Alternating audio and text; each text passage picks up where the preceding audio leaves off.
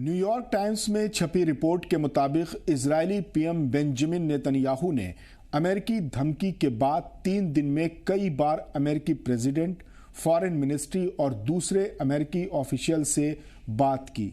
इस दौरान नेतन्याहू और उनके अधिकारी बार बार ये दबाव डालते रहे कि ईरान पर अभी हमले को टाल दिया जाए। नेतन्याहू ने अमेरिकी अधिकारियों को यकीन दिलाया कि इजरायल अमेरिका के हर फैसले की हिमायत करता है, लेकिन अभी इस हमले के हक में नहीं है।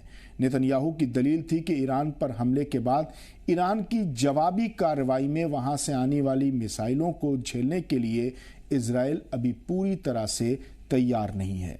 ट्रंप ने जब ईरान के प्रोटेस्टर्स को मैसेज दिया था कि प्रदर्शन जारी रखो, मदद रास्ते में है, उस रात अमेरिका और इजरायल के बीच हमले को रोकने पर रात भर बातचीत होती रही। इस रात के बाद ट्रंप ने फिर बयान दिया कि मुझे भरोसेमंद सूत्रों से पता चला है कि ईरान में प्रदर्शनकारियों की हत्याएं बंद हो चुकी हैं। ट्रंप के इस बयान से साफ जाहिर हुआ कि हमले की धमकियों से अमेरिका पीछे हट रहा है और दूसरे दिन साफ तौर से हमले से अमेरिका पीछे हट गया। खबर यह भी है कि इजरायल ने रूस के जरिए भी ईरान को यह मैसेज भिजवाया था कि अगर ईरान हमला नहीं करता है, पहल नहीं करता है, तो इजरायल भी हमले की पहल नहीं करेगा।